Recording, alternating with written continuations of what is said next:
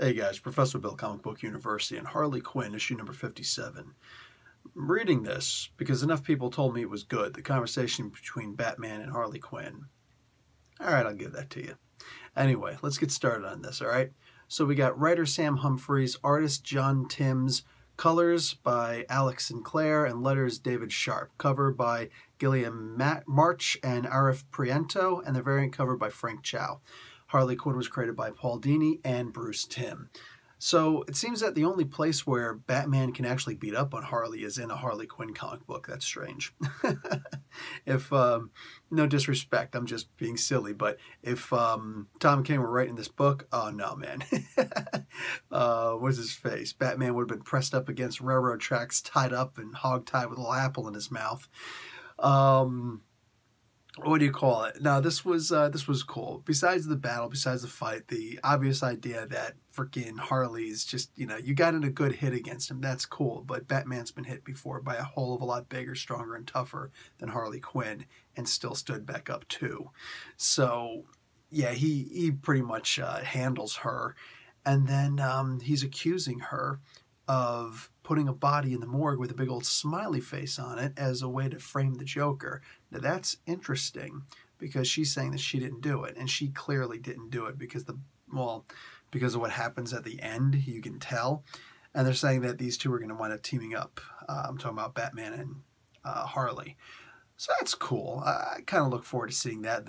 I think that I saw one of the covers, the solicit covers for the future. They said the new dynamic duo. That's cool. I would read that, and I probably will.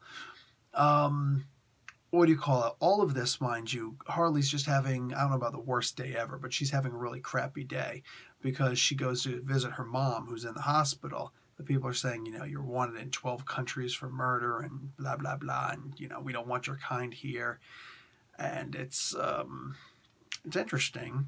Look. This is just me. I'm not exactly like the greatest authority in the world on anything. But, yeah, if I walked up and I saw this person, according to the even just the internet, is a freaking serial killer, wanted in 12 countries,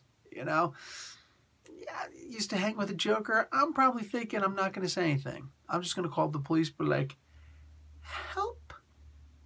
Do you have Batman's phone number? Could you patch me through? I'm just saying, because, it's freaking Harley Quinn. I'm just not messing with that. I'm not messing with that. So, yeah, this guy was particularly brave. And usually if someone's yelling in your face, they're either terrified, which this guy didn't look like it, or they're on the edge. So that was odd, but I'm okay. I'm willing to handle that because, this is, after all, Harley Quinn.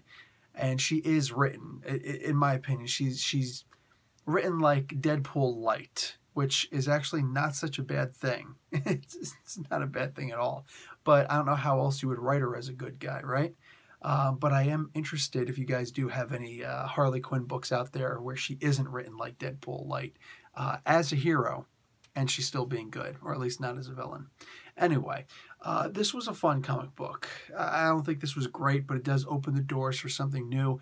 Whether it was meant to be or not, this was clearly a very good jumping on point for me because I don't read Harley regularly. I don't know what's going on in her series.